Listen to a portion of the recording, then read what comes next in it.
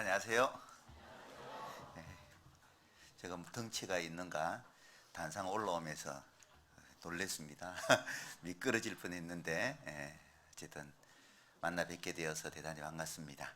함께 하나님께 기도드리도록 하겠습니다.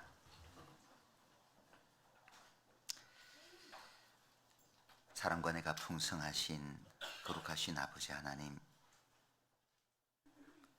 죄악 가운데 태어나서 하나님을 모르고 죄악 가운데 살아오던 우리 영혼을 긍휼히 여겨주셔서 피 흘려 구원하여 주시고 하나님의 거룩한 자녀 삼아주신 크신 사랑과 은혜 참으로 감사드립니다.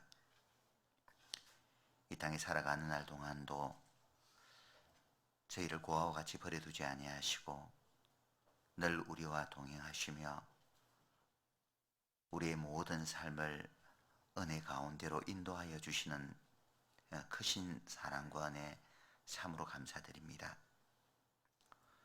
오늘 또 주일을 맞이하여 저희들을 말씀 앞으로 불러주신 은혜 또한 감사합니다.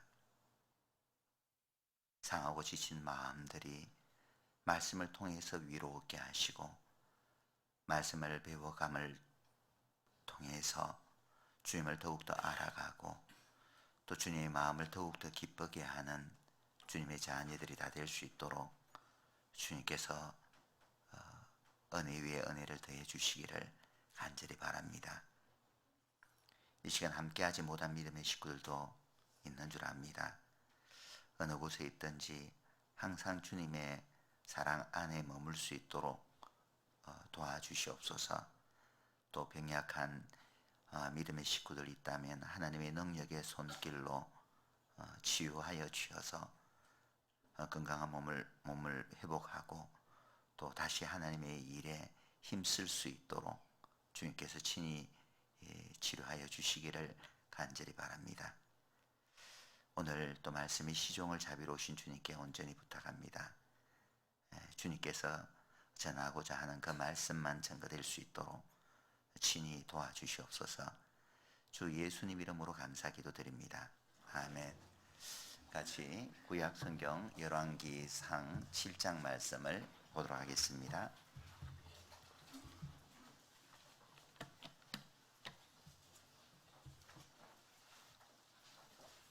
열왕기상 7장입니다. 15절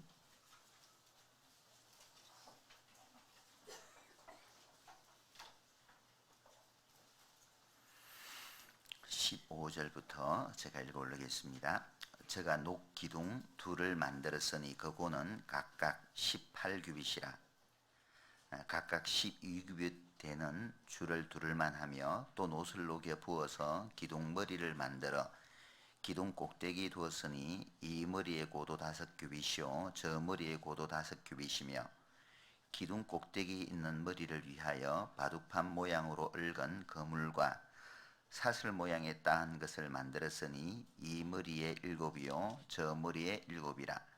기둥을 이렇게 만들었고 또 2줄 석류를 한 그물 위에 둘러 만들어서 기둥 꼭대기에 있는 머리에 두르게 하였고 다른 기둥 머리에도 그렇게 하였으며 낭실 기둥 꼭대기에 있는 머리에 4규빗은 백합화 모양으로 만들었으며 이 2 기둥 머리에 있는 그물 곧 그 머리에 공같이 둥근 곳으로 돌아가며 각기 석류 200이 줄을 지었더라.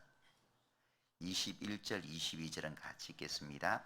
이 2 기둥을 전의 낭실 앞에 세우되 우편의 기둥을 세우고 그 이름을 야긴이라 하고 좌편의 기둥을 세우고 그 이름을 보아스라 하였으며 그 2 기둥 꼭대기에 백합화 형상이 있더라. 2 기둥의 공력이 마치니라. 열왕기상 6장부터 9장까지는 이제 솔로몬이 하나님의 성전을 건축한 내용이 기록되어 있습니다. 우리가 읽은 말씀은 성전을 바치고 있는 2 기둥에 대해서 잠깐 읽어봤는데요. 성전을 떠받치고 있는 2 기둥의 이름을 하나를 야긴이라 했고 또 하나를 보아스라고 했습니다. 이 야긴이라는 것은 그 밑에 주석에 보면은 야긴 앞에 1번이 있는데 성경 아래 보면은 야긴의 뜻이 기록되어 있는데 야긴의 뜻은 저가 세월이라는 뜻이고 또 보아스 앞에 2번이 있는데 보아스의 뜻은 그에게 능력이 있다라는 뜻을 갖습니다. 자, 이것은 우리가 아주 중요한 거예요. 우리가 신앙생활 잘 하는 비결 가운데 하나가 교회를 잘 아는 것입니다. 우리가 교회를 잘 알아갈 때 그 안에서 우리가 하나님의 능력을 덧입고 그 안에서 하나님의 위로를 얻고 또 힘을 얻을 수 있기 때문에 그래요. 우리가 주님을 떠나서 아무것도 할 수 없는 것처럼 교회를 떠나서 아무것도 할 수 없다는 것을 우리는 잘 알아야 됩니다. 자, 하나님께서 성전 두 기둥의 이름을 왜 야긴이라고 했고 왜 보아스라고 했을까? 성전에 이제 들어왔다 나가는 이제 많은 이스라엘 백성들이 들어오면서 또 나오면서 항상 보는 것이 뭐겠어요? 성전을 바치고 있는 두 기둥입니다. 두 기둥을 볼 때마다 뭘 생각하죠? 저 기둥 하나는 야긴이야. 또 저 기둥 이름이 뭐지? 저 기둥은 보아스지. 야긴. 저가 세우리라. 그렇지. 이 성전을 세우신 분은 하나님이시지. 그렇죠? 또 보아스를 보면서 무슨 생각할까요?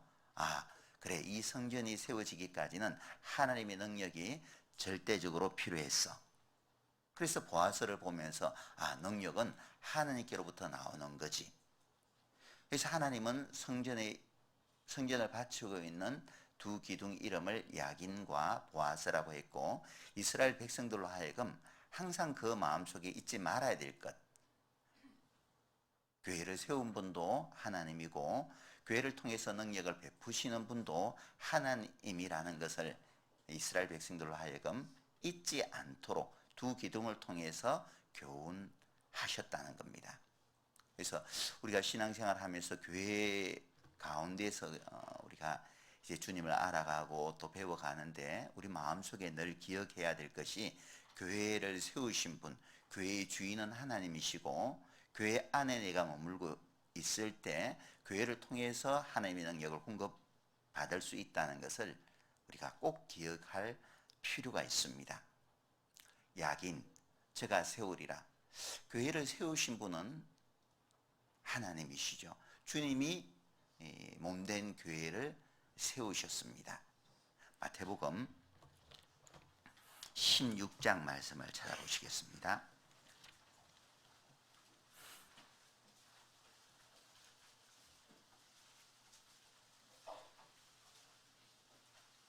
(16장) 13절부터 읽겠습니다. 예수께서 가이사랴 빌립보 지방에 이르러 제자들에게 물어 가라사대 사람들이 인자를 누구라 하느냐. 가로되 들으는 세례 요한 들으는 엘리야 어떤 이는 예레미야나 선지자 중에 하나라 하나이다. 가라사대 너희는 나를 누구라 하느냐. 시몬 베드로가 대답하여 가로되 주는 그리스도시요 살아계신 하나님의 아들이시니이다. 예수께서 대답하여 가라사대 바요나 시몬아 네가 복이 있도다. 이를 네게 알게 한 이는 혈육이 아니요 하늘에 계신 내 아버지시니라. 또 내가 네게 이르노니 너는 베드로라. 내가 이 반석 위에 내 교회를 세우리니 음부의 권세가 이기지 못하리라. 가이사랴 빌립보에서 예수님이 제자들에게 물었습니다. 사람들이 인자를 누구라고 하더냐라고 물었을 때 사람들이 하는 말이 어떤 사람은 세례 요한, 어떤 사람은 엘리야, 또 어떤 이는 예레미야나 선지자 중에 한 사람입니다라고 제자들이 대답을 했습니다. 자, 예수님께서 가이사랴 빌립보에서 제자들에게 물었던 것은 아주 큰 의미가 있죠. 이 가이사랴 빌립보는 이제 우상숭배, 그 당시에 우상숭배의 이제 본거지라고 할 수 있어요. 지금도 가보면은 이제 많은 우상을 섬겼던 그 그 흔적들이 지금도 그대로 남아 있습니다. 예, 이제 판신전이라고 해서 주변에 많은 우상들을 섬겼는데 그 우상을 섬기는 그 중심지에서 예수님이 제자들에게 물었던 거예요. 사람들이 인자를 누구라고 하느냐. 예수님께서는 그 제자들의 고백을 듣고 싶었던 거죠. 주변에 뺑 둘러서 많은 사람들이 우상을 숭배하고 있는데 그 중심에서 제자들이 예수님에 대해서 어떤 생각을 가지고 있는지를 듣고 싶으셨죠. 그래서 이런저런 이야기를 할 때 베드로는 이렇게 대답하죠. 주는 그리스도시요 살아계신 하나님의 아들이시니이다. 자, 그렇게 이제 베드로가 고백했을 때 주님께서 베드로에게 하신 말씀이 바로 이 말씀이죠. 너는 베드로라. 내가 이 반석 위에 내 교회를 세우리니. 내가 이 반석 위에, 베드로가 반석이라는 것이 아니라 주님이 반석이라는 거예요. 너는 베드로라. 이 베드로라고 말씀한 것은 이 원어로는 페트로스 작은 안반입니다. 이 반석 위에라고 했을 때 이 반석은 페트라, 이게 다르죠. 그래서 이제 가톨릭에서 이것을 이제 오해해서 이 반석이나 베드로를 동일시하는데 다릅니다. 그래서 이 반석은 주님을 말하고 주님의 사랑과 은혜 위에 교회가 세워진 거예요. 내가 이 교회를 세우리니. 교회는 주님의 사랑과 은혜 위에 주님이 세우신 교회예요. 주님이 세우셨기 때문에 가장 튼튼하고 또 가장 하나님이 보실 때 사랑스럽고 또 이 교회를 통해서 하나님의 복음의 역사를 하나님은 이루어 가신다는 겁니다. 사도행전 20장 28절에 보면은 이 교회는 주님이 피로 사셨다고 되어 있어요.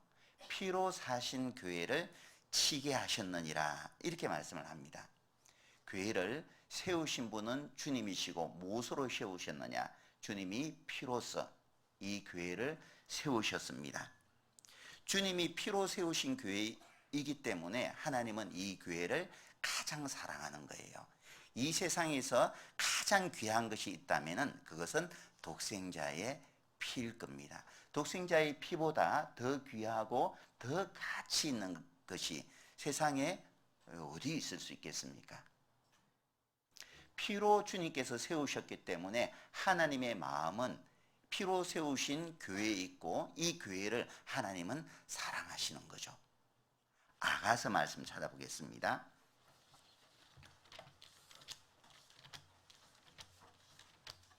구약성경 아가서 4장입니다.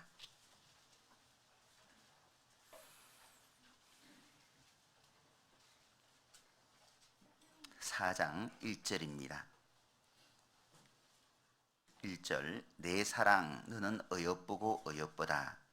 너울 속에 있는 내 눈이 비둘기 같고 내 머리털은 길르아산 기슭의 눈 물이 염소 같구나.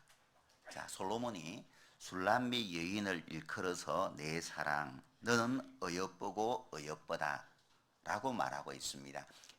이 아가서는 하나님과 교회와의 사랑의 관계를 솔로몬과 술람미 여인의 그 사랑의 관계를 통해서 설명을 하고 있는 거죠.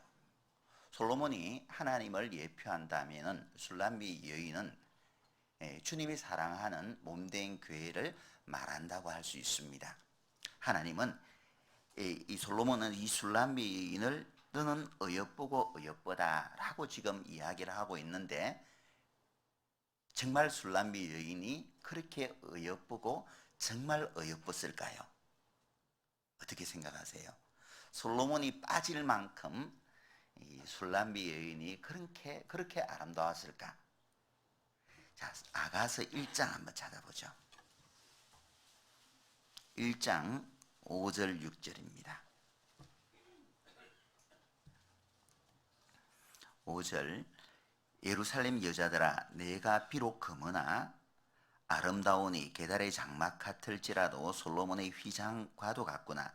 내가 일광에 찧어서 거무스름할지라도 흘겨보지 말 것은 내 어미의 아들들이 나를 놓아여 포도원 지기를 삼았음이라. 나의 포도원은 내가 지키지 못하였구나. 이게 5절에 보면은 술람미 여인의 피부 색깔이 어떤 색깔이에요? 거무스름한 거예요. 거무잡잡한 거죠. 뭐 예쁜 사람은 얼굴이 백옥 같다 그러잖아요. 하얗고 뽀얘야지 예쁘다고 하는데 이 술람미 여인은 그렇지 못했던 거예요. 얼굴은 비록 검으나 또 6절에는 일광의 햇볕에 찌어서 거무스름할지라도 별 볼품이 없으니까 나를 흘겨보지 말 것은, 귀하게 아름답게 빠져보는 게 사람들이 본 게 아니라 흘겨봤던 겁니다. 그렇게 아름답게 보이지 않았던 거예요. 술람미 여인은 실제. 그럼에도 불구하고 솔로몬은 어여쁘고 어여쁘다 그렇게 말하고 있잖아요. 왜 그랬을까요? 이미 이 솔로몬의 마음속에는 술람미 여인이 들어와 있었던 거예요. 우리가 사랑에 빠지면 어때요? 아무리 미워도 이게 사랑스럽게 보이잖아요. 이 사람이 결혼을 하려면은 이제 눈에 콩깍지가 끼어져야만이 이제 제대로 사랑에 빠져서 결혼을 한다고 합니다. 이제 결혼한 후에 조금씩 이제 벗겨져 가기는 하겠지만요. 이미 이 솔로몬이 술람미 여인에게 온 마음이 다 빼앗겨 있다 보니까 그 이제 부족한 부분들이 전혀 이제 보이지 않고 정말 아름답고 사랑스럽게만 보이는 거예요. 하나님 앞에서 우리 각자의 모습도 그렇죠. 내가 하나님의 자녀가 된 것이 뭐 특별하게 세상에서 잘났거나 예뻐서 뭐 뛰어나서 하나님의 신부로 내가 부름을 입은 것은 아니잖아요. 세상에서 나보다 잘난 사람, 뛰어난 사람, 능력 있는 사람 참 많이 있습니다. 근데 하필이면 역사의 마지막 때, 정말 이 중요한 때, 세상 사람들에게 내세울 것도 없고 잘난 것도 없고 뭐 많이 배우지도 않았고 가진 것도 많이 없고 제대로 내세울 것 아무것도 없는 나를 하나님이 부르신 거예요. 그래서 고린도전서 1장 26절에 보면은 형제들아 너희의 부르심을 보라. 육체를 따라 지혜 있는 자가 많지 아니하며 문불 좋은 자가 많지 아니하며 능한 자가 많지 아니하도다. 정말 우리 각자가 주님 앞에 서게 된다면은 내세울 것이 뭐 특별하게 없어도 하나님이 나를 신부로 삼으시고 나를 사랑스럽게 여기셔요. 왜? 주님이 피로 나를 사셨기 때문에, 주님이 피로 교회를 세우셨기 때문에 그렇게 나를 사랑하는 거예요. 내가 잘나서가 아니라 하나님이 피로서 나를 사셨기 때문에 이미 하나님의 마음은 나에게 빼앗겨 있는 거죠. 이렇게 하나님이 우리 각자를 사랑하는 겁니다. 민수기서 보시죠. 24장입니다.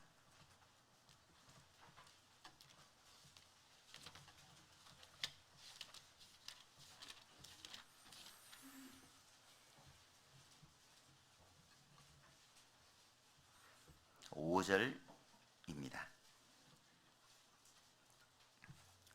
야곱이여 내 장막이, 이스라엘이여 내 거처가 어찌 그리 아름다운고. 그 부르짐이 골짜기 같고 강가의 동산 같으며 여호와의 심으신 침향목들 같고 물가의 백향목들 같도다. 야곱이여 내 장막이, 이스라엘이여 내 거처가. 출애굽한 이스라엘 백성들은 교회를 예표하죠. 그래서 광야 생활을 하는 이스라엘 백성들을 일컬어 사도행전 7장에는 광야 교회라고 말씀을 하고 있는 겁니다. 하나님께서 광야 교회인 이스라엘 백성들을 바라볼 때 내 거처가 어찌 그리 아름다운고, 어찌 그리 아름다운고 그렇게 보신 거예요. 감탄하고 있는 거죠. 어찌 그리 아름다운고. 세상에서 내 자신을 내가 볼 때 우린 때로는 그래요. 가진 것도 없고 배운 것도 없고 또 뭐 세상에서 뭐 주변 사람들에게 인정받을 것도 별로 없고 또 잘나지도 못하고 그래서 때로는 자존감 없이 그냥 스스로를 비하하며 살아갈 때가 참 많이 있잖아요. 근데 정말 우리가 감사할 것은 뭐냐면은 세상 사람들이 나를 귀하게 보지 않고 별 볼 일 없는 것처럼 볼지 몰라도 그래 괜찮습니다. 내가 세상에 배운 것 뭐 조금 없으면 어때요? 세상에서 가진 것이 조금 적으면 어때요? 근데 중요한 것은 뭐냐면은 우주 만물을 창조하신 창조주 하나님께서 나를 바라볼 때 어찌 그리 아름다운지요. 여자로서 태어나서 있잖아요. 아무리 많은 것을 가졌다고 해도, 아무리 많은 세상에서 높은 그 직위를 가졌다고 해도 한 남자에게 사랑받지 못하면 그것은 여자의 인생으로서는 불행한 거잖아요. 하지만 비록 세상에서 가진 것은 없을지라도, 세상 사람들에게 내세울 것 비록 없을지라도, 얼굴은 좀 못났다 할지라도 정말 한 남자에게 사랑받고 내가 산다면은 행복한 거잖아요. 여자의 인생으로서 성공한 것 아니겠습니까? 참 행복한 거예요. 마찬가지로 세상에서 사람들이 날 별 볼 일 없는 것처럼 볼지라도 상관없어요. 하나님이 어찌 그리 아름다운지요, 어찌 그리 사랑스러운지요. 하나님이 아름답게 보시고 하나님이 날 사랑해 주신다면 괜찮잖아요. 스바냐 3장 17절에 우리 잘 아는 말씀 있죠. 너희 하나님 여호와가 너희 가운데 계시니 그는 구원을 베푸실 전능자시라. 그가 너로 인하여 기쁨을 이기지 못하게 하시며 너를 잠잠히 사랑하시며. 집에 돌아가셔서 한번 그 말씀 읽어보셔요. 한번 찾아볼까요? 그 말씀 찾아봅시다. 스바냐서 3장 17절 말씀 찾아봅시다.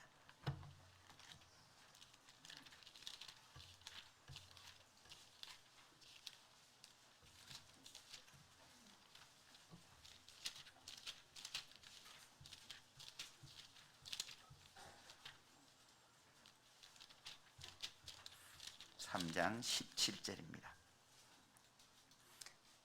3장 17절 같이 한번 읽겠습니다. 너의 하나님 여호와가 너의 가운데 계시니 그는 구원을 베푸실 전능자시라. 그가 너로 인하여 기쁨을 이기지 못하여 하시며 너를 잠잠히 사랑하시며 너로 인하여 즐거이 부르며 기뻐하시리라 하리라. 너의 하나님 여호와가, 너의 하나님 하니까 좀 멀리 느껴지죠. 너니까. 근데 이 너라는 인칭 대명사 대신에 나라는 인칭 대명사를 넣고 한번 읽어보면은 감회가 또 새로울 거예요. 너라는 인칭 대명사 대신에 나라는 인칭 대명사로 한번 바꾸어서 이 말씀을 같이 한번 읽어보죠. 나의 하나님 여호와가 나의 가운데 계시니 그는 구원을 베푸실 전능자시라. 그가 나로 인하여 기쁨을 이기지 못하여 하시며 나를 잠잠히 사랑하시며 나로 인하여 즐거이 부르며 기뻐하시리라 하리라. 어찌 좀 느낌이 좀 다르잖아요. 너 하면은 멀리 느껴져도 나 하면 가까운 거예요. 나의 하나님 여호와가 내 가까이 계셔요. 하나님은 나에게 멀리 떠나 있지 않아요. 사랑하는 사람 곁에 항상 있고 싶잖아요. 있을 수만 있다면은. 하나님은 나를 사랑하시기 때문에 나에게 멀리 떠나 계시는 분이 아니시죠. 나를 사랑하시기 때문에 나의 침삼킬 동안도 나를 놓치지 않는 분이에요. 교회를 사랑하시기 때문에 하나님은 항상 교회 가운데 계시는 거예요. 하나님이 나로 인하여 기쁨을 이기지 못하여 하시며, 운동장에 많은 아이들이 뛰놀아도 부모의 눈은 항상 못난이지만은, 골리개지만은 자식 뒷꼭지 보고 있잖아요. 왜? 사랑하니까요. 사랑하니까 관심은 항상 자식에게 있는 거예요. 미운 짓거리를 해도 부모는 예쁘거든요. 그 모습도 귀엽게 보인단 말이에요. 사랑하기 때문에 그렇죠. 나로 인하여 기쁨을 이기지 못하여 하시며, 보기만 봐도 예쁘다는 거예요. 사랑하는 사람들은 있으면 어때요? 보기만 봐도 보기도 아까울 만큼 그 즐거운 거예요. 함께 있다는 것 자체가. 시간이 왜 그리 잘 가요? 사랑하는 사람과 있으면요. 좋은 거예요. 나로 인하여 기쁨을 이기지 못하여 하시며 나를 잠잠히 사랑하시며. 그래요. 우리는 이런 사람이에요. 혹시 삶 가운데 내가 불행하다고 생각을 하세요? 절대 그런 생각하실 필요가 없어요. 많은 사람에게, 세상 사람들에게 인정받지 못하고 사랑받지 못할지라도 하나님이 나를 사랑하시면은 그 족한 거예요. 이로써. 그죠?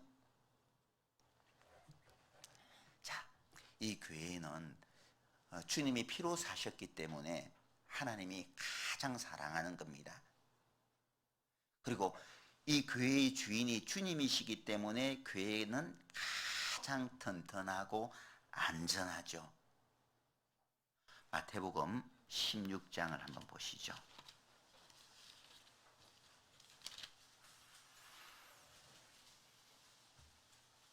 16장 18절입니다. 18절 또 내가 네게 이르노니 너는 베드로라 내가 이 반석 위에 내 교회를 세우리니 음부의 권세가 이기지 못하리라. 음부의 권세가 아무리 사탄 마귀가 교회를 흔들어 놓으려고 해도 교회를 이길 수 없다라고 말씀을 하고 있습니다. 마태복음 7장도 한번 보시죠.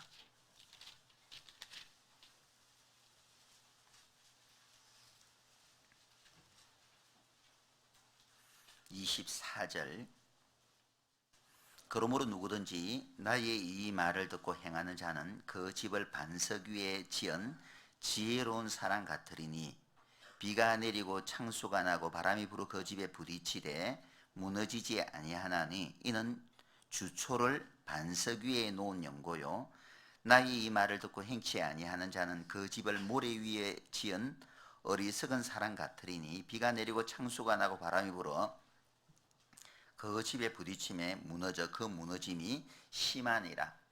어떤 사람은 반석 위에 세운 사람이 있고 어떤 사람은 모래 위에 세운 사람이 있습니다. 집을 모래 위에 집을 세운 사람은 바람이 불고 홍수가 나면은 무너져 내려버리는 거죠. 반석 위에 집을 지었다면은 아무리 바람이 불고 홍수가 난다 할지라도 그 집은 든든히 서 있다고 주님께서 말씀을 하고 있습니다. 모래 위에 집을 세웠다는 것은 예수님의 그 은혜와 사랑 위에 자신의 신앙을 세운 게 아니라 자기의 공력을 가지고 이제 신앙을 세우려고 했던 것은 다 무너질 수밖에 없다는 겁니다. 우리 인간이 구원을 받는 것은 하나님의 은혜로 구원을 받는 것이지 내 자신의 노력으로 열심으로 의로 구원받을 수는 없는 거잖아요. 자기 열심으로 구원을 받으려고 했던 그 모든 사람들은 주변의 환경에 조금만 어려움이 찾아오면은 금방 교회당을 떠나버리고 하나님과 전혀 상관없는 삶을 살아가는 사람들 참 우리 주변에서 많이 만나잖아요. 조금 신앙적인 어려움이 찾아오면은 그냥 떠나버리는 사람들 많이 있는 겁니다. 왜? 하나님의 은혜 위에 신앙을 세우지 않았기 때문에 그래요.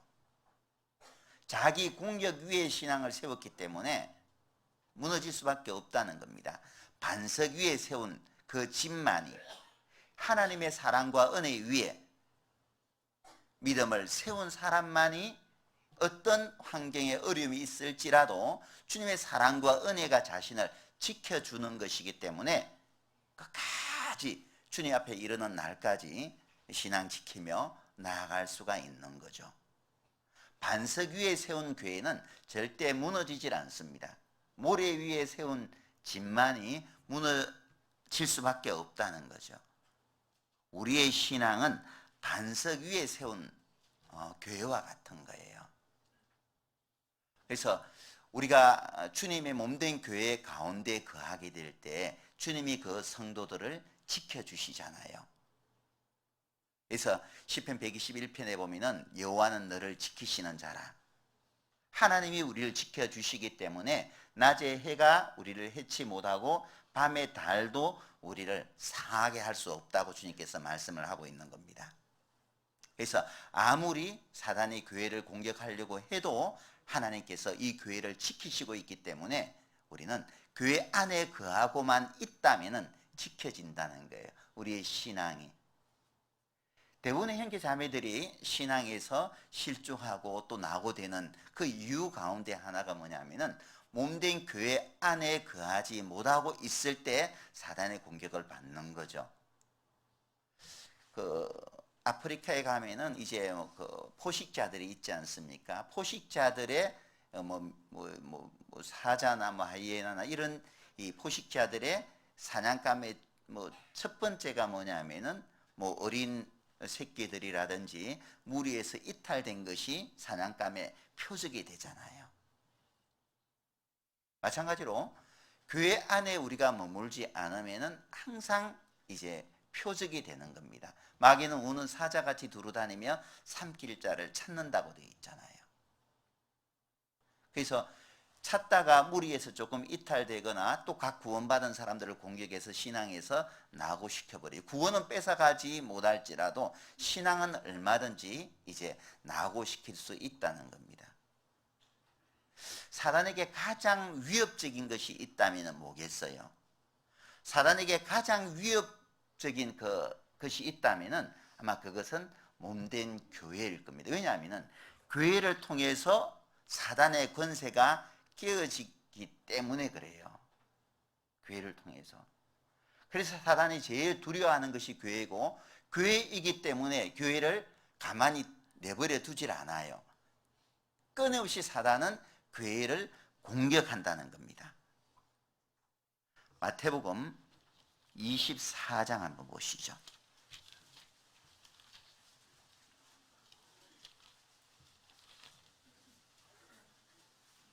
24장 24절입니다. 거짓 그리스도들과 거짓 선지자들이 일어나 큰 표적과 기사를 보이어 할 수만 있으면 택하신 자들도 미혹하게 하리라. 자, 마귀는 이 마지막 때가 되면 될수록 택하신 자들도 미혹한다고 되어 있어요. 구원은 뺏어가지 못할지라도 내가 넘어지면 나를 통해서 하나님의 역사가 중단될 수 있다는 것을 마귀는 누구보다 잘 알죠. 구원받은 사람들의 수가 차면은 그때부터 이제 마귀의 권세는 깨어지기 시작하는 겁니다. 구원받은 사람들의 수가 차면은 구원받은 성도들을 하나님께서 위로 데리고 가시잖아요. 그리고 이 땅에 7년이 지나고 나면은 마귀는 하나님께 잡혀서 무저갱으로 들어가게 되는 겁니다. 그래서 이 무저갱에 들어갈 날이 가까우면 가까울수록 마귀는 그 날을 연기시키기 위해서 택하신 자들을 미혹해서 실족게 한다는 거예요. 넘어지게 한다는 겁니다. 우리가 이것을 알아야 돼요. 내가 실족하지 않고 내 자신의 신앙을 지키기를 원한다면 몸된 교회 가운데 교회 안에 거하게 될 때 하나님의 보호하심과 다스림을 받을 수 있지만은 교회를 떠나버리고 나면은 이제 금방 마귀의 어떤 시험을 받을 수가 있는 거예요. 이스라엘 백성들이 애굽에서 나와서 광야 생활을 할 때 이스라엘 백성들을 뒤에서 집요하게 괴롭힌 사람들이 있었죠. 민족이 있었습니다. 아말렉 족속이에요. 아말렉 족속은 항상 이스라엘 백성 뒤에서 무리에 뒤처지는 사람들을 끊임없이 공격을 했던 겁니다. 이 아말렉은 마귀의 세력을 예표하죠. 그래서 하나님께서는 이 아말렉을 천하에서 도말하라고 말씀을 하셨습니다. 자, 이스라엘 백성들 가운데 무리에서 뒤처지는 사람들을 아말렉이 공격했듯이 교회 안에서 뒤처지는 사람들을 항상 마귀는 공격을 하죠. 무리에서 뒤처지는 사람들이 누구죠? 왜 이스라엘 백성들이 무리에서 뒤처져 버렸죠? 뒤처지는 사람들이 생겼죠? 왜 그랬을까요? 잘 못 먹는 사람이 뒤처지는 거예요. 잘 먹으면 힘이 있어서 광야의 길을 힘있게 걸어갈 수 있지만 잘 먹지 못했기 때문에 힘이 없는 거죠. 힘이 없다 보니까 이제 무리에 뒤처질 수밖에 없는 거예요. 우리가 그렇잖아요. 육신적으로 잘 못 먹으면은 기력이 쇠해질 수밖에 없는 겁니다. 병에 걸려도 이 병에 내가 이기기를 원한다면은, 이 병에서 낫기를 원한다면은 잘 먹어야 되는 거예요. 그래서 이제 병 치료하는 사람에게 잘 먹어야 된다고 말하잖아요. 잘 먹어야지 이겨낼 수 있으니까 잘 먹어야 돼, 잘 먹어야 돼. 늘 우리는 그렇게 이야기를 합니다. 신앙생활도 마찬가지예요. 왜 주님께서 사람이 떡으로만 살 것이 아니요 하나님 위로 나오는 모든 말씀으로 살 것이라, 떡 먹듯이 밥 먹듯이 말씀 먹으라고 왜 그랬겠어요? 말씀을 잘 공급받아야지 믿음 안에서 낙오되질 않는 거예요. 그리고 교회 안에 머물면서 하나님께서 기뻐하시는 선한 일에 참여될 수도 있는 거죠. 내 신앙에 지금 뭐 기쁨이 사라지고 뭐 기도 응답 받은 지도 오래되고 뭔가 열정보다는 짜증이 많이 나고 뭔가 교회 일에 뭐 불평하는 말들이 자꾸 마음이 올라오고 형제자매들을 판단하는 마음이 쭉 계속 뭐 올라오고 있다면은 가만 신앙의 그 현 주소를 한번 살펴보시죠. 내가 꾸준하게 말씀 잘 공급받고 있는가? 말씀 시간이 즐거운가? 말씀 시간만 되면은 혹시 졸음이 와서 제대로 말씀을 듣지 못하고 있는 것은 아닌가? 뭔가 마음에 문제가 걸려 있으면은 말씀에 집중 못합니다. 말씀을 봐도 말씀 속에서 깨달음도 없는 거예요. 그러면 왠지 이제 교회 가는 것이 즐겁지 않고 뭔가 봉사하자고 하면은 뭐 기쁨보다는 짜증이 먼저 나고 그런 거죠. 자, 마귀의 교회 안에는 마귀의 그 집요한 공격이 있다는 것을 우리는 기억할 필요가 있습니다. 아가서 한번 찾아보죠. 아가서 2장.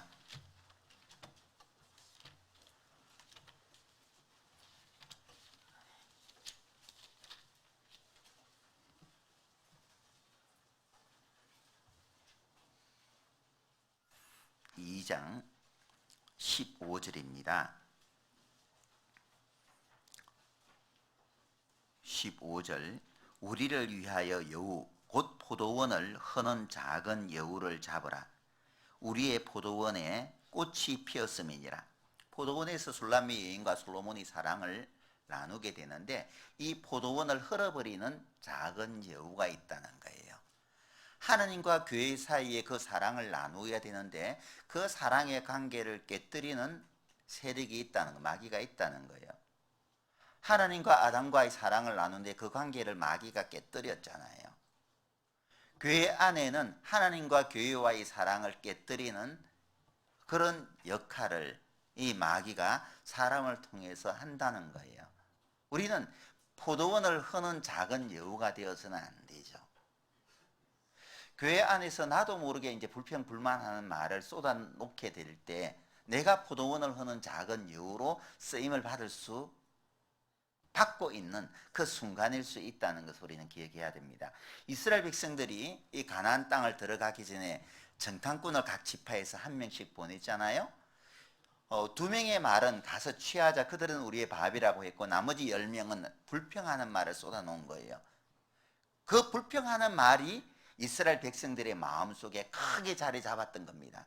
우리 사람 속에는 죄성이 있기 때문에 좋은 말보다는 안 좋은 말에 더 귀를 기울이는 그런 습성들이 있는 거예요. 그 선교자매들이 어떤 선한 일들을 이야기할 때는 그것에 대해서는 별 마음이 없다가 어느 뭐 조장님이, 구역장님이 이랬대, 뭐 어느 집사님이 이랬대. 정말 조장님이 그랬어?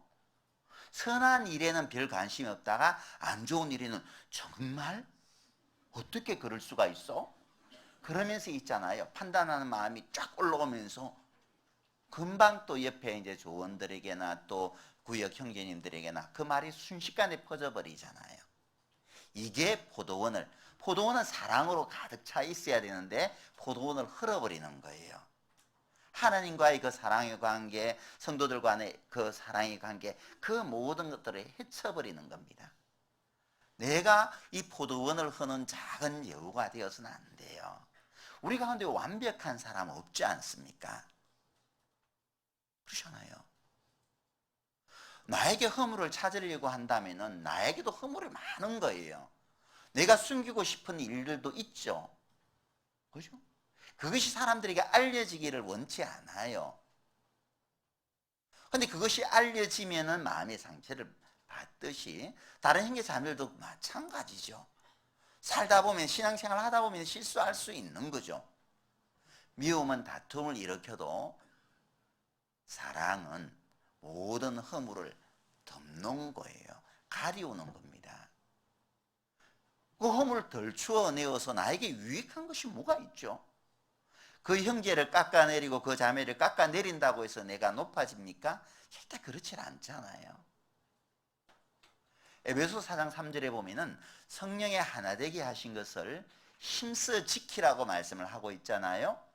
왜 힘써 지키라고 하죠? 하나되게 하는 것을 깨뜨리는 세력이 있으니까 하나님께서 힘써 지키라고 말씀하지 않았을까요? 근데 내가 불평하는 말을 말하고 형제자매들을 판단하는 말을 이제 형제자매들에게 내뱉게 될 때 하나되게 하는 것을 깨뜨리는 역할을 내가 하고 있다는 것을 우리는 기억해야 합니다. 예전에 어떤 집사님이 낚시를 좋아해요. 그래서 이제 뭐 낚시를 이제 참고 하다가 이제 너무 낚시를 하고 싶어서 물때도 맞고 날도 좋고 해서 주일날에 한 번은 몰래 이제 낚시를 떠났어요. 근데 때마침 이제 목사님이 주변에 살펴보니까 회계 집사님이 회계하는 집사님인데 안 보여요. 회계 집사님 어디 갔어요? 시시하다가 이제 한 같이 회계 보는 제 형제님이 오늘 날씨가 좋아서 꾹 참다가 한번 갔어요. 했더니 이제 이 세상에 하면서 이 추운 날에 어디 뭐 교회를 내팽개치고 낚시를 가냐 해서 목사님 급한 마음에 에이 가서 감기나 실컷 걸려버라 이래버렸네요. 근데 이제 그것을 이제 그 회개하는 형제님이 들으면서 깜짝 놀란 거죠. 근데 회개하는 형제님이 그 회개 집사님하고 너무 친한 거예요. 목사님이 말을 뱉자마자 바로 후회를 하게 된 거죠. 큰일 났다. 왜냐하면 반드시 이제 끝내질 거니까 이제 뭐 뱉은 말을 주워 담을 수는 없는 부분이고, 그래서 이제 마음속에 찝찝한 마음을 가졌는데 주일 저녁에 전화가 왔죠. 회계 집사님한테 목사님 내일 저녁에 제가 잠깐 찾아뵈려고 하는데 시간 되시겠어요? 이제 난리 났죠. 이제 그죠? 난리 난 거. 그래서 이제 시간 됩니다. 내일 저녁에 찾아뵙겠습니다. 저녁에 잠을 못 자고 월요일 하루가 왜 그리 길어요? 그래서 이제 월요일 이제 저녁이 되어서 이제 초인종에 눌렸습니다. 띵동. 이제 문을 목사님이 따줬겠죠. 근데 회계 집사님 손에 과일 바구니가 들려져 있는 거예요. 목사님이 이제 이게 뭐 어떻게 하려고 그러는가 싶어가지고 안절부절하면서 이제 탁자에 앉게 하셨는데, 앉자마자 이제 회계 집사님이 하는 말이 목사님 죄송합니다. 그리고 감사합니다. 이게 또 무슨 말이에요? 회계 집사님이 하시는 말씀이 제가 낚시를 가지 말아야 되는데 유혹을 못 이겨서 낚시를 갔는데 목사님이 저를 위해서 기도해 주셨다는 걸 들었습니다. 감사합니다. 웬일이에요? 들었던 형제님이 바로 전달한 게 아니라 목사님이 염려해서 기도하셨대. 이렇게 전한 거예요. 그러니까 얼마나 이게 감사하고 감동이 되겠어요. 있는 그대로를 이야기했다면 진짜 한바탕 난리 났겠죠. 근데 덮은 거예요. 허물을 덮어준 거예요. 그죠? 이게 교회를 우리가 지켜가는 겁니다. 주님이 피로 사신, 주님이 사랑하는 그 교회를 지켜가는 거예요. 그죠? 그래서 정말 마귀가 가장 두려워하는 것이 교회고, 교회이기 때문에 마귀는 교회를 가만히 내버려 두지 않고 항상 공격한다는 것을 우리는 기억하고, 그 마귀의 쓰임을 적어도 나는 받지 않아야 되겠다는 생각을 가지고 마음을 지켜갈 필요가 있습니다. 또 하나님께서는 이 주님께서 피로 세우신 몸된 교회를 세워가는 일을 하죠. 그렇죠? 교회를 더욱더 든든히 세워감으로 말미암아 하나님의 나라가 더욱더 확장되기를 하나님께서 원하셔요. 지금도 교회는 건축되고 있잖아요. 주님의 몸은 계속 만들어지고 있는 겁니다. 만들기 위해서 하나님께서는 필요한 일꾼들을 교회 가운데 세워 가신다는 거죠. 에베소서 4장 한번 보겠습니다.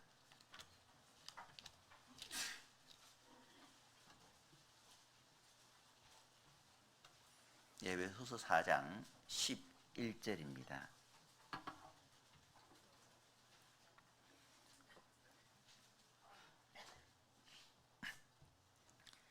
11절 그가 혹은 사도로 혹은 선지자로 혹은 복음 전하는 자로 혹은 목사와 교사로 주였으니 12절은 같이 읽겠습니다.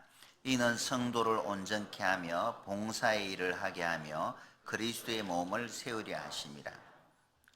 그가 혹은 사도로 혹은 선지자로 혹은 복음 전하는 자로 혹은 목사와 교사로 주였으니 교회 가운데 복음 전하는 자, 목사와 교사를 누가 세우시느냐? 그가 하나님이 교회 가운데의 일꾼을 세우셨다는 거예요. 그가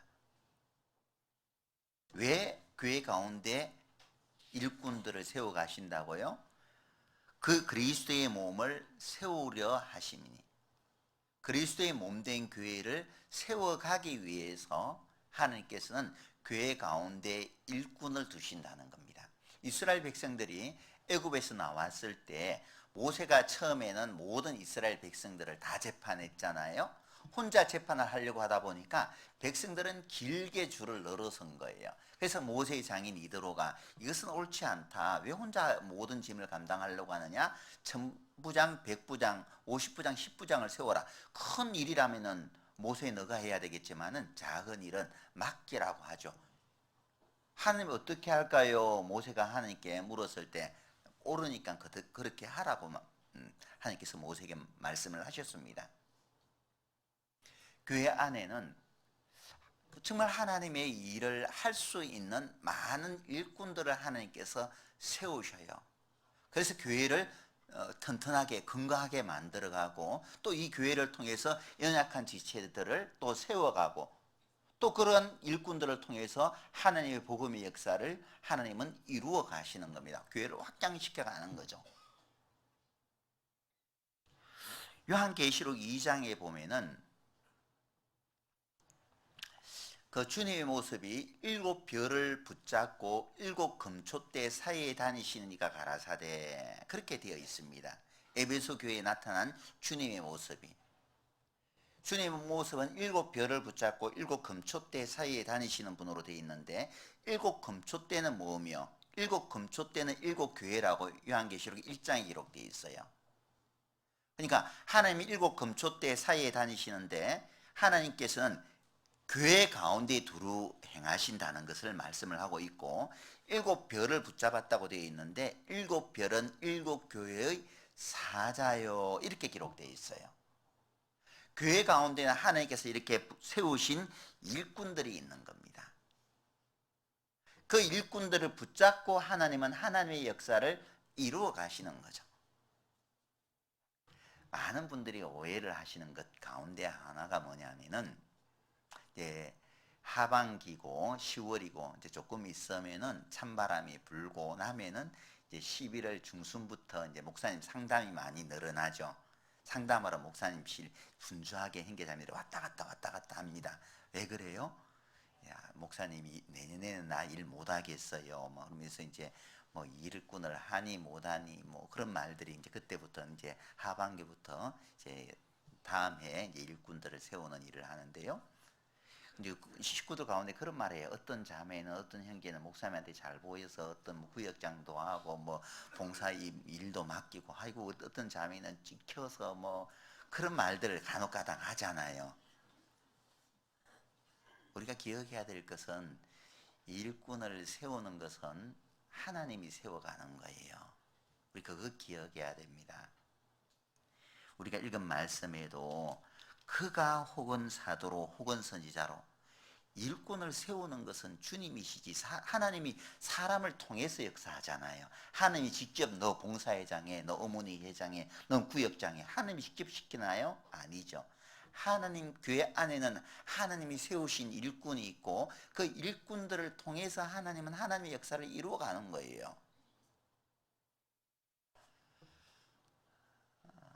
그래서 이 디모데전서 1장 12절에 보면은 나를 능하게 하신 주께 내가 감사하며 나를 충성되이 여겨 내게 직분을 맡기시니, 나를 충성되이 여겨 하나님이 내게 직분을 맡기셨다고 되어 있는 거예요. 각자의 직분을 주시는 것은 하나님이 나에게 주신 것이지 목사님이 나에게 주신 것이다, 그렇게 생각하면 오산이라는 거예요. 목사님이 나에게 주셨다라고 생각을 하면 목사님에게 충성할 거예요. 하지만 하나님이 나에게 이 직분을 맡기셨다라는 마음을 갖는다면 누구에게 충성하는 거예요? 하나님이 나에게 맡기신 일이기 때문에 하나님께 충성하는 거예요. 사람을 의식하는 것이 아니라. 그렇잖아요. 고린도전서 12장 말씀 찾아보시죠.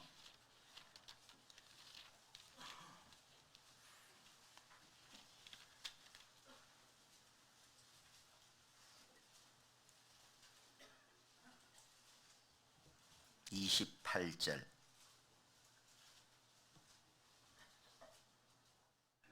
같이 한번 듣겠습니다.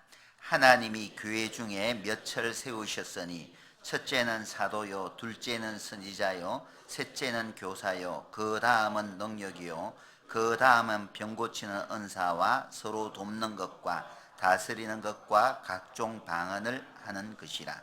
하나님이 교회 중에 몇을 세우셨으니, 그러니까 교회 가운데 교사의 직분을 맡기는 것도 또 다스리는 일들을 맡기는 것도 하나님이 맡기는 것이지 사람이 맡기는 것이 아니라는 것을 우리는 꼭 기억해야 됩니다.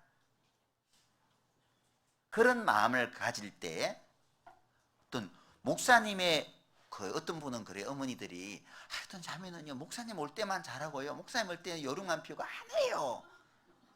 물론 그런 분도 계시겠죠. 그것은 잘못된 거예요.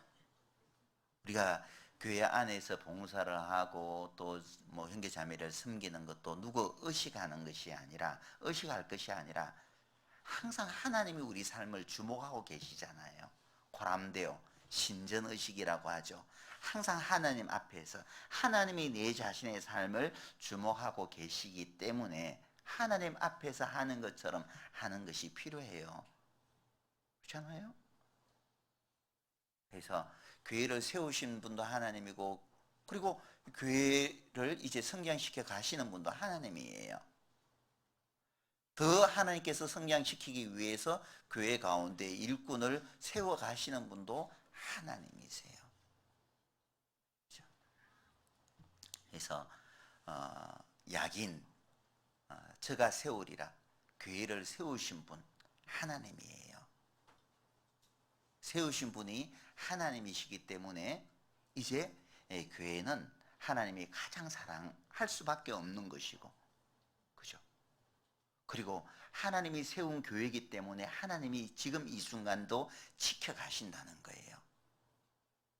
하나님이 세우신 교회를 통해서 복음의 역사가 힘있게 일어나기 때문에 이 복음의 역사를 통해서 사단의 권세가 깨어지는 거잖아요.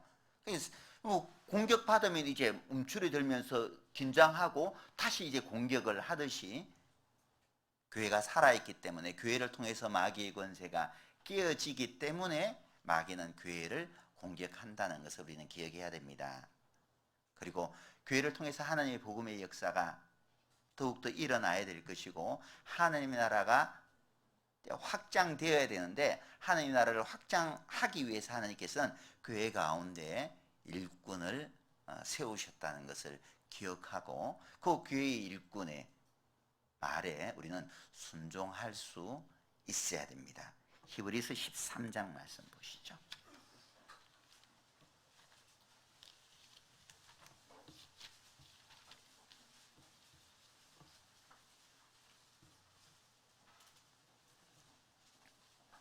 (17절) 같이 읽겠습니다.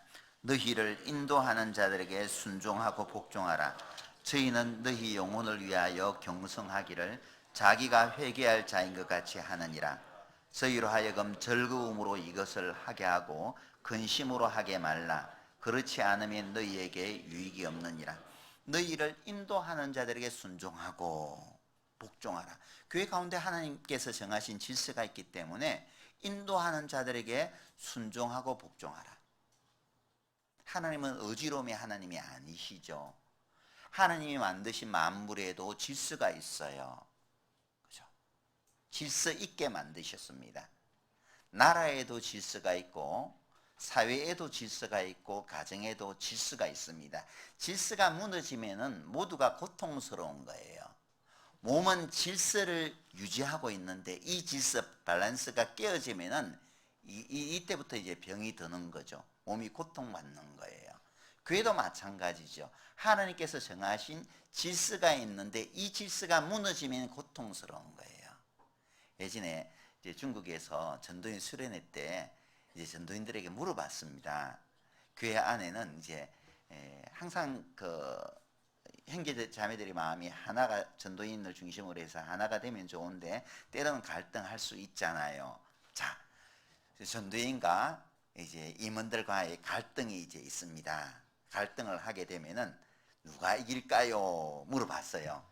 전도인들에게 뭐라 말할까요? 누가 이길 것 같아요, 우리 형제 자매들? 전도인하고 형제 자매 임원들하고 갈등이 있어요. 전도인은 전도인 나름대로 옳다 하고 형제 자매들은 형제 자매 나름대로 옳다 하고 그 주장이 팽팽하게 지속되면 누가 이기죠?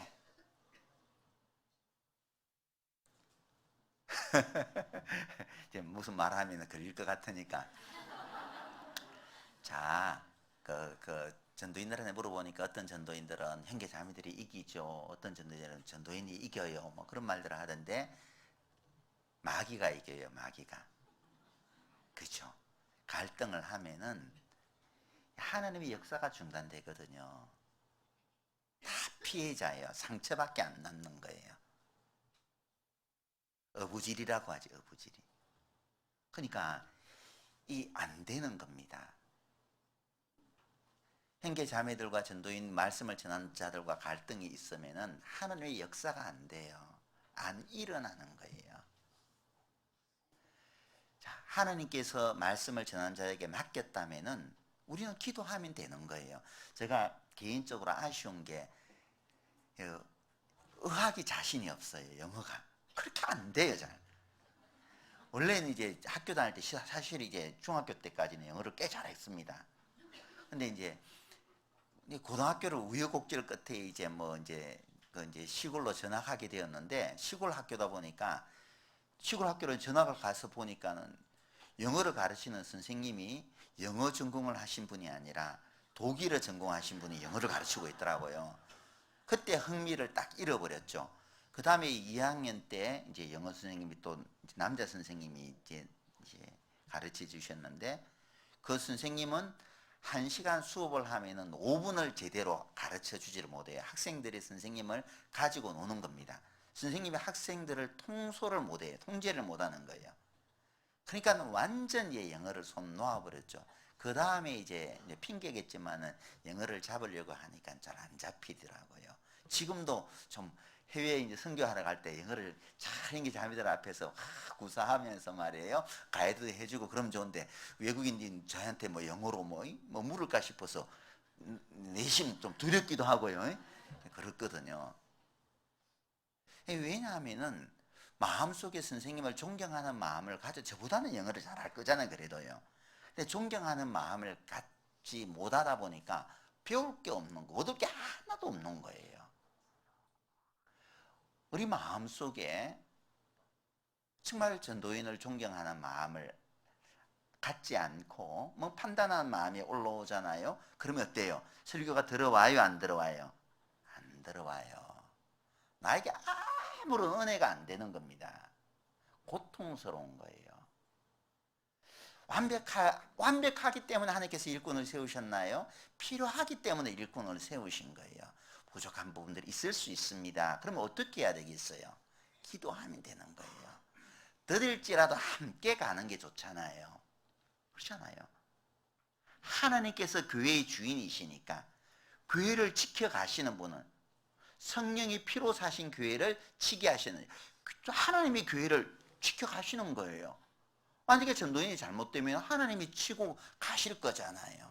교회 주인은 하나님이니까. 목회자가 교회 주인 될 수가 없습니다. 하나님이 주인이라니까요. 부족한 부분들이 있으면은 오히려 더 위에서 기도하고, 부족한 부분들이 드러나면은 그것을 덜추어내기보다도 조용히 기도해 드리고, 그게 교회가 하나 되어 가는 거예요. 이 속에서 하나님의 복음의 역사가 일어나는 거죠. 그렇잖아요. 그래서 너희를 인도하는 자에게 순종하고 복종하라. 저희는 너희 영혼을 위하여 경성하기를 자기가 회개할 자인 것 같이 하느니라. 만약에 그 앞에서 말씀을 가르치는 목회자는 무한 책임집니다. 이 땅에서 책임지지 못했다면 정말 주님 앞에 서게 되었을 때 많이 맡은 자에게는 많이 달라 할 것이요. 그렇게 주님께서 말씀을 하셨거든요. 하나님이 이를 전무하도록 맡기셨기 때문에 더 많은 것을 하나님 앞에 서게 되었을 때 계산 주님께서 하십니다. 만약에 잘못된 것이 있다면 하나님께서 더 엄하게 심판할 거예요. 그것은 하나님께 맡기는 것이고, 우리는 정말 성령이 하나 되게 하신 것을 힘써 지키라고 주님께서 말씀을 하셨다면 하나님의 말씀에 순종하면 되는 거예요. 내 위치에서 내 역할만 잘하면 되는 거예요. 제가 이제 서울로, 저는 개인적으로는 시골 생활을 굉장히 좋아합니다. 그러니까 어쩌다가 이제 서울까지 올라오게 됐는데요. 이제 서울로 올 때 이제 송별식을 이제 광주 권역에서 전도인이라고 했는데, 어느 이제 가까운데 수도권 가까이로 오시는 선임 목사님이, 아이고 하나님께 너무 감사한 게 서울로 안 가게 된 게 너무 감사해요 하시더라고요. 나는 서울로 가는 나는 어쩌라고요. 그래서 서울로 이제 올라가기 전에 이제 식구들이 서울 있다가 내려오신 분들이 걱정을 하는 거예요. 서울 분들을 까칠하고 속을 알 수 없고 막 조심해야 된다고 하니까 엄청 긴장을 했어요. 서울 올라와서. 근데 이제 서울 올라와서 이제 바로 동계수련회를 참석하면서 이제 같이 차를 타고 이제 이동을 하고 교제를 나눈 가운데 느낀 것이 뭐냐면은, 여기는 나만 잘하면 되구나. 식구들이 너무 좋은 거예요. 아주 신사지고 너무 자기 일에 충성하면서 잘 하는 겁니다. 정말 나만 잘하면 되겠구나. 그 생각을 가졌어요. 전도인들 다 마찬가지라고 생각을 합니다. 정말 형제자매들 섬기려고 하지. 그렇잖아요. 그래서 우리가 서로 신뢰하지 못한다면은 우리는 절대 하나 될 수 없어요. 교회를 통해서 이 역사의 마지막 때 하고 싶은 게 뭐가 있습니까? 이 교회를 통해서 하나님의 역사가, 복음의 역사가 정말 불붙어 일어나는 것을 한 번은 보고 주님 앞에 서야 되지 않겠습니까? 그러기를 내가 원한다면은 교회는 하나 되어야 되거든요. 티격태격하면서 네가 올리 내가 올리 이런 일이 일어나면은 이제 복음의 역사는 그때부터 끝난 거죠. 자, 교회를 세우신 분은 하나님이세요. 또 보았어. 그에게 능력이 있습니다. 능력은 하나님께로부터 나와요. 하나님은 어떤 분이시죠? 창세기 17장 말씀을 찾아보겠습니다.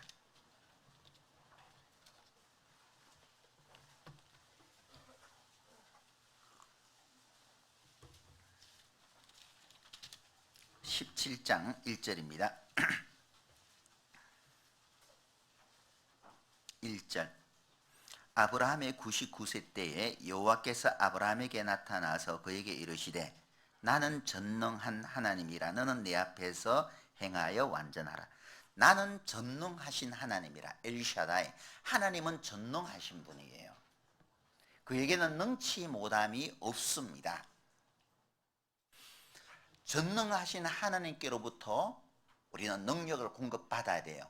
능력 공급받기를 원한다면 하나님께서 역사하시는 몸된 교회 가운데에 머물러 있을 때 전능하신 하나님으로부터 우리는 순간순간마다 능력을 공급받아서 짧은 삶이지만은 힘있게 살아갈 수가 있습니다.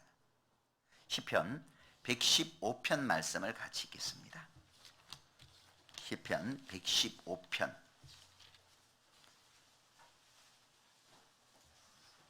3절 말씀을 같이 읽겠습니다. 오직 우리 하나님은 하늘에 계셔서 원하시는 모든 것을 행하셨나이다. 자, 하나님은 하늘에 계셔서 원하시는 모든 것을 행하셨나이다.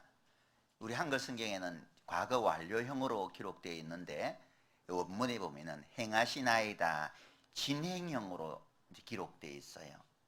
하나님은 지금 이 순간에도 하나님이 원하시는 모든 것을 행하고 계시는 분이에요. 하나님이 원하시는 것은 무엇이든지 하나님은 행하신다는 겁니다.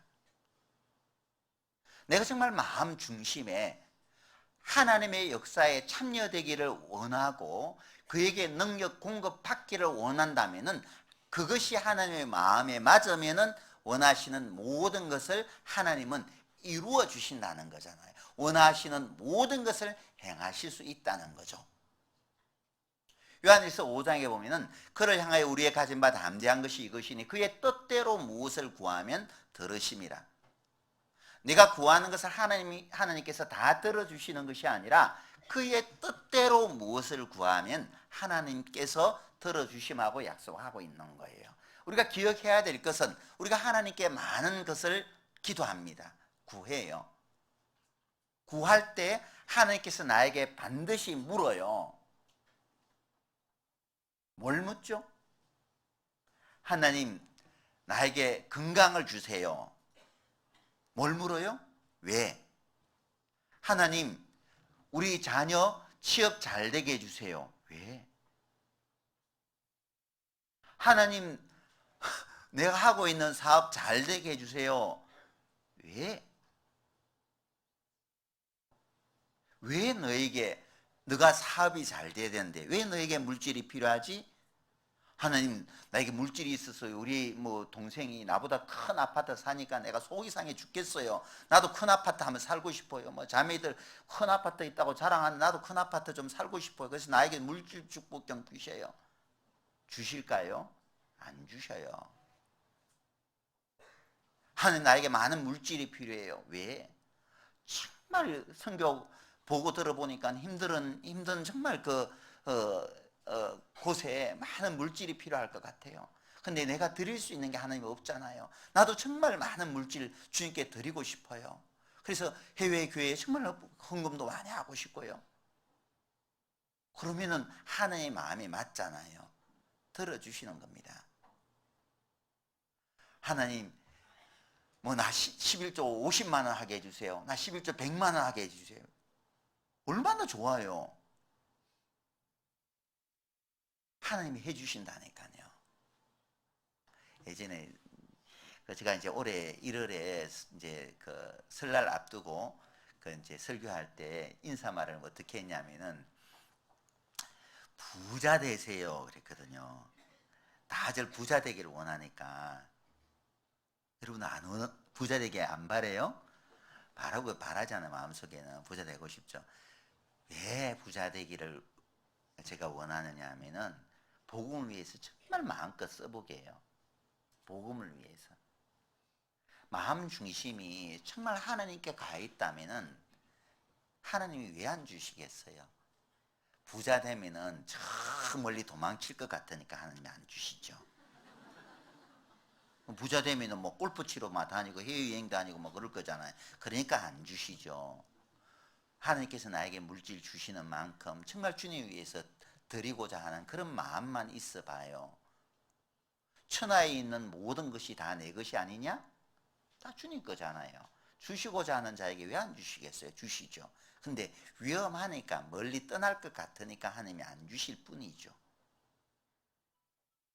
자, 내가 정말 주님 위해서 살기를 원한다면은 하나님께서 나의 모든 필요를 채워주셔요. 하나님, 내가 건강 주셔요. 왜?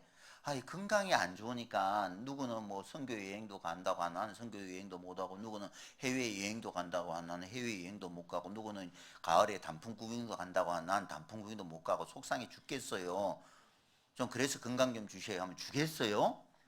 안 주죠. 정말 나도 봉사하고 싶어요. 주일날 봉사하고 싶으면 건강이 안 따라가서 봉사 못해요. 뭐 주계 수양회 때 뭐 하계 수양회 때 내가 봉사하고 싶은데 다른 형제자매들 땀 흘려 봉사하는데 나 봉사 안 해서 정말 속상해 죽겠어요. 하나님 나 건강 주셔서 나도 봉사할 수 있게 해주세요. 주신단 말이에요. 하나님의 마음이 맞을 때 주셔요. 왜? 그에게는 능력이 무한대니까요. 에베소서 1장 한번 보시죠.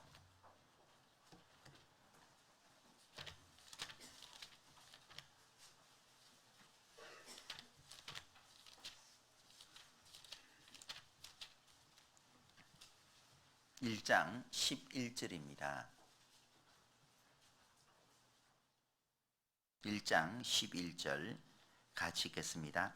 모든 일을 그 마음의 원대로 역사하시는 자의 뜻을 따라 우리가 예정을 입어 그 안에서 기업이 되었으니, 모든 일을 그 마음의, 하나님의 마음의 원대로 역사하신다는 거예요.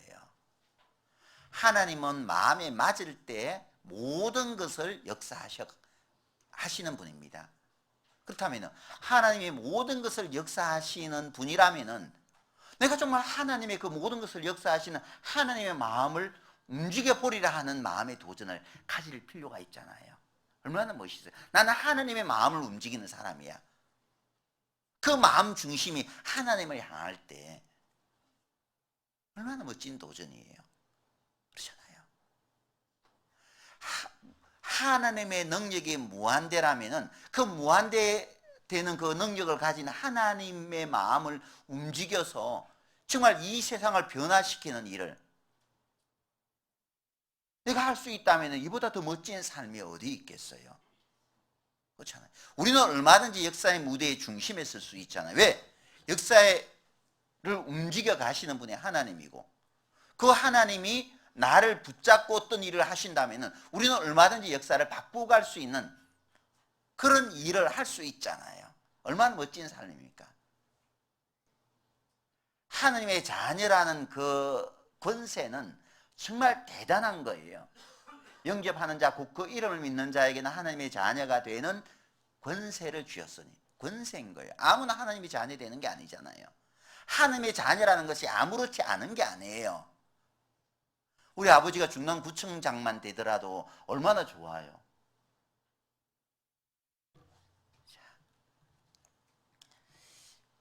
하나님이 교회 가운데 모으시고, 그리고 교회 가운데 내가 거하면서 하나님을 향하여 손을 높이 들 때 하나님께서 나를 통해서 하나님의 역사를 이루어 가셔요. 우리가 이 보배를 질그릇에 가졌으니 이는 능력이 심히 큰 것이 하나님께 있고 능력이 심히 큰 것은 하나님께 있다라고 말씀을 하고 있잖아요. 하나님께 그 능력이 심히 큰 것이 있다면 우리는 하나님께로부터 그 능력을 공급받기를 사모해야 되는 겁니다. 그럴 때 하나님께서는 그 능력을 나에게 주시는 거예요. 역대상 29장 한번 보시죠.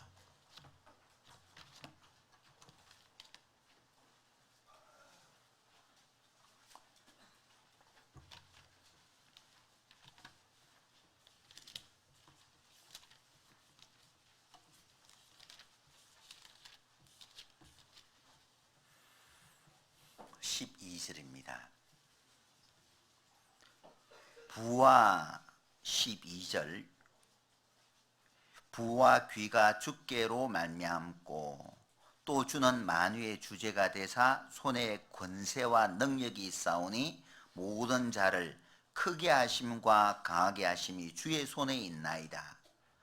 부와 귀가 주께로 말미암고, 부도 하나님께로부터 나오는 거고 사람들한테 존귀하게 여김을 받는 귀도 하나님께로부터 나오는 거예요. 내 마음이 주님의 마음에 합한 삶을 내가 산다면, 합한 마음을 갖는다면 얼마든지 하나님께서 나에게 부도 주시고 귀도 주신다는 거예요. 뿐만 아니라 하나님은 만유의 주제가 되시기 때문에 하나님의 손에 권세와 능력이 있어서 크게 하심과 강하게 하심도 주님께로부터 나온다는 거예요. 이 생을 힘있게 살아갈 수 있는 것도 하나님께로부터 나오는 거예요. 그래서 정말 내가 그 하나님께로부터 능력을 공급받아 짧은 삶을 힘있게 살기를 내가 원한다면 하나님께서 역사하시는 몸된 교회 가운데 머물고 있을 때 그때 하나님께로부터 그 능력을 공급받는 거예요.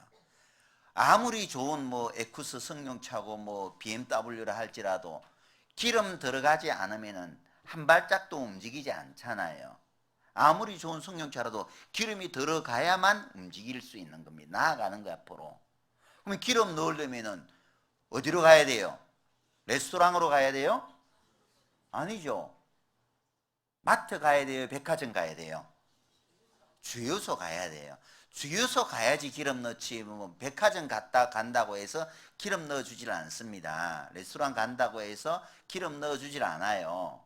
주유소 가야지 기름 넣는 거예요. 하나님께로부터 내가 능력을 공급받아서 힘 있는 삶을 내가 살기를 원한다면은 하나님께서 역사하시는 몸된 교회 가운데 내가 거하게 될 때에 하나님께로부터 그 능력 공급받습니다. 능력은 하나님께로부터 나오는 거예요. 에베소서 3장 한번 보죠.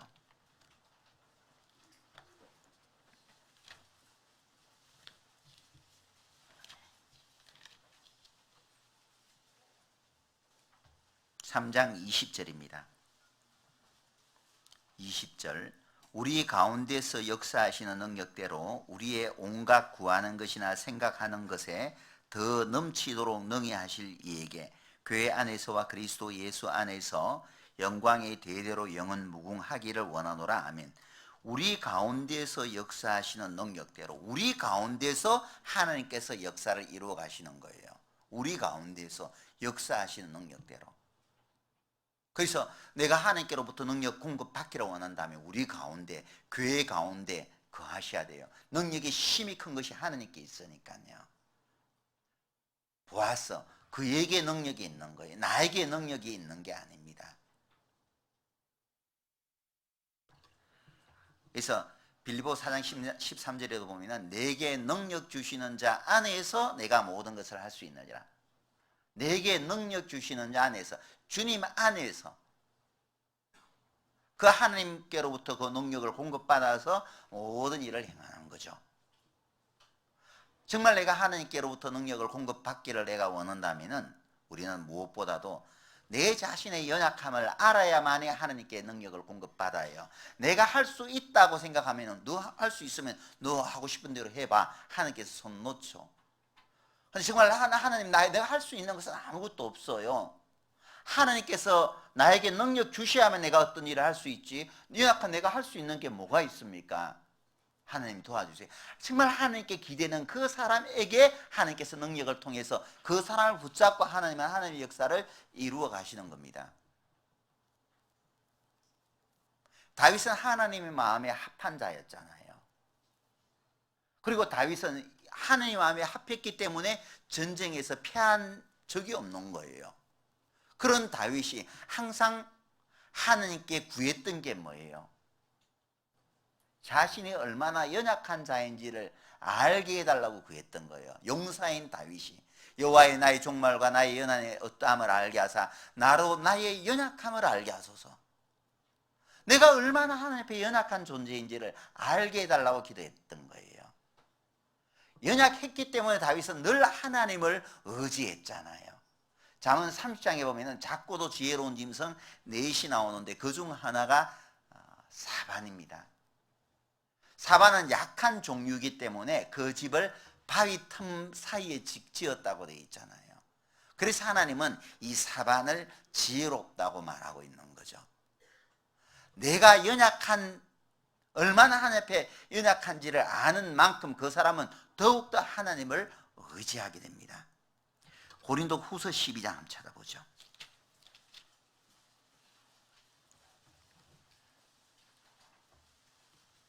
7절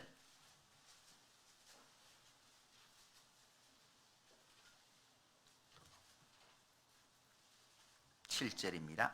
여러 계시를 받은 것이 지극히 크므로 너무 자고하지 않게 하시려고 내 육체에 가시 곧 사단의 사자를 주셨으니 이는 나를 쳐서 너무 자고하지 않게 하려 하심이니라.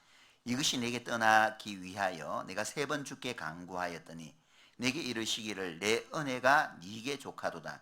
이는 내 능력이 약한 데서 온전하여짐이라 하신지라. 이러므로 도리어 크게 기뻐함으로 나의 여러 약한 것들에 대하여 자랑하리니 이는 그리스도의 능력으로 내게 머물게 하려 함이라. 내 능력이 약한 데서 온전하여짐이라. 사도 바울은 참 많은 고난을 겪었잖아요. 힘이 지나도록 심한 고생을 하여 살 소망까지 끊어질 정도가 되었다고 말하고 있습니다. 고린도서 1장 8절에 보면은 왜 그랬어요?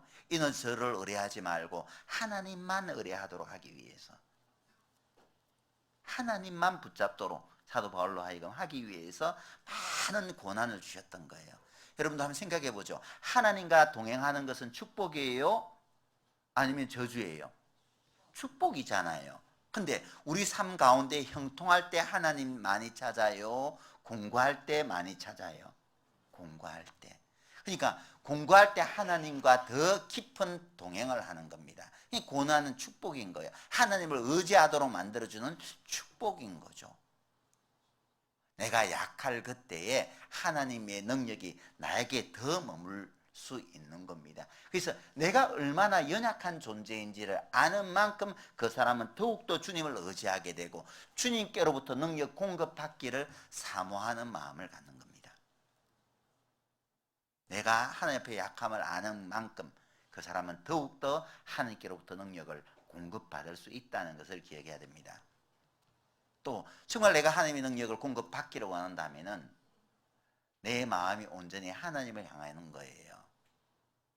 역대하 16장 9절에 보면은 여호와의 눈은 온 땅을 두루 감찰하사 전심으로 자기를 향하는 자에게 능력을 베푸시며 이렇게 말씀하고 있습니다. 하나님의 눈은 온 땅을 두루 살피시는 거예요. 전심으로 자기를 향하는 자에게 하나님께서 능력 주신다고 말씀했잖아요. 전심으로 내 마음이 하나님을 향하여 기울어져 있을 때 하나님 정말 내가 짧은 삶을 하나님께로부터 능력을 공급받아 힘있게 살고 싶습니다. 비 맞은 장닭처럼 정말 힘없이 풀죽어서 살아가는 것이 아니라 정말 하나님의 자녀로서 하나님의 용사로서 남은 삶을 멋지게 마무리하고 싶습니다. 하나님 능력 주셔요.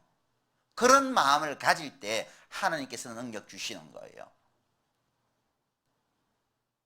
사슴이 시냇물을 찾기에 갈급한 같이 내 영혼이 주를 찾기에 갈급한 마음이 있을 때 하나님을 그 사람을 만날 수 있게 되고 하나님을 통해서 그 능력을 공급받을 수 있는 겁니다. 이사야서 40장 말씀 찾아보시죠.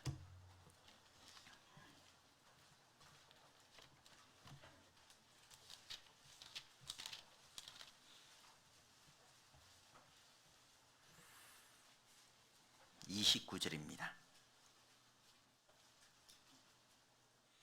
피곤한 자에게는 능력을 주시며 무능한 자에게는 힘을 더하시나니 소년이라도 피곤하며 곤비하며 장정이라도 넘어지며 자빠지되 31절 같이 읽겠습니다. 오직 여호와를 앙망하는 자는 새 힘을 얻으리니 독수리의 날개치며 올라감 같을 것이요 다른 박질하여도 곤비치 아니하겠고 걸어가도 피곤치 아니하리로다. 오직 여호와를 앙망하는 자는 새 힘을 얻으리니 하나님을 앙망하는 거예요. 하늘을 바라보는 거예요. 내 마음이 어디를 향해 있죠? 지금 내 마음이 어디를 향해 있죠? 하나님을 향하고 있어요? 이 세상을 향하고 있어요? 내가 힘 있는 삶을 살지 못하고 있는 것이 내 관심사가 하나님께 있는 게 아니라 세상에 두고 있기 때문에 힘을 얻지 못하는 거예요. 정말 하나님을 앙망하는 그 사람은 말씀을 통해서 하나님을 만나려고 애를 쓸 것이고 그리고 기도를 통해서 하나님의 세미한 음성을 들으려고 할 거예요. 그 사람을 통해서 하나님은 하나님의 능력을 펼쳐 가시는 거예요. 능력의 힘이 큰 것은 하나님께 있습니다. 그에게 능력이 있어요. 오늘의 내가 있는 것도 하나님의 은혜잖아요. 봉사를 하고 있는 것도 하나님의 능력으로 내가 봉사를 하고 있는 거죠. 따라서 내가 하나님 앞에 뭐 내세우거나 하나님 앞에 자랑할 것이 있습니까? 아무것도 없는 거예요. 사도 바울이 그렇게 말하잖아요. 나의 나 된 것은 내가 아니라 하나님의 은혜로라. 우리 감사라는 찬송 보면은 내가 여기까지 온 것도 은혜입니다. 주님 감사해요. 주님 감사해.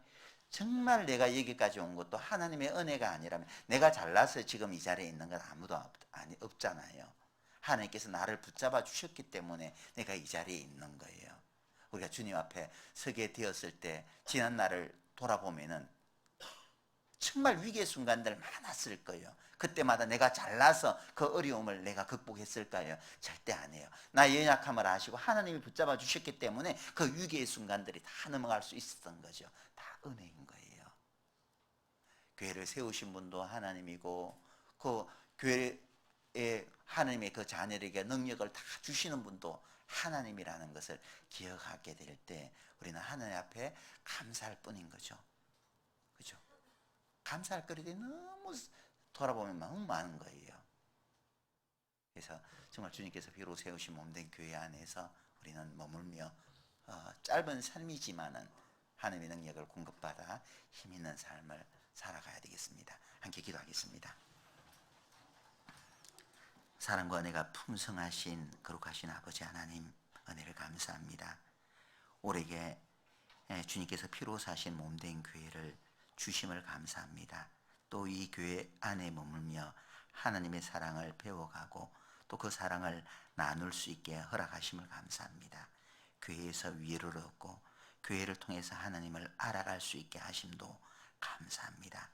이 교회를 통해서 하나님의 복음의 역사가 힘있게 일어나게 하심을 감사드리며, 그 복음의 역사 가운데 내가 동참하고 있다는 이 사실에 대해서 주님 앞에 너무 감사드립니다.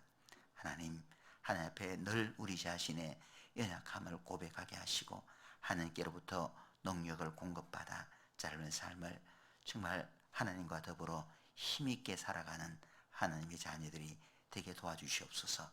이 지역에 이르진 영혼을 위해서 이곳에 몸된 교회를 세워주심을 감사합니다.